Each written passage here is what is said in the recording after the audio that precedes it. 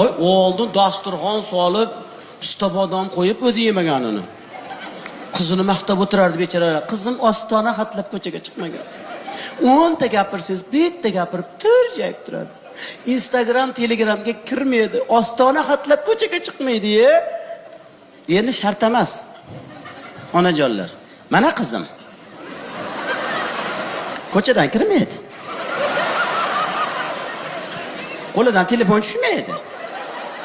Bitta gapirsang, betingni yurib oladi mana ahvol. 11 gacha uxlaydi. Siz yigit onasi ham boshqa iloji yo'q-da. Rosa mashnaqasini qidirdim men. Rosa men bopakamman shu qiz.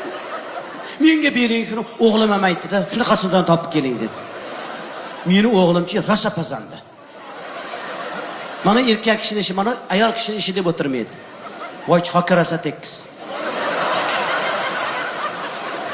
Mana kiyimga yamoq solsa yamalgani bilinmaydi.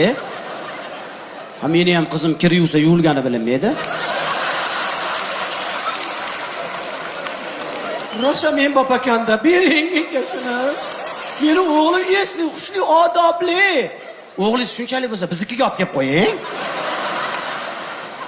G'alati-da, voy nimasi g'alati? Bojalari bilan yuraveradi.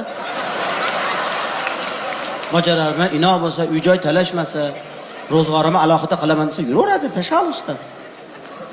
Yo, oxiri shu holiga kelyapti-da. Shu holga kelyapti. O'zimizda ayib.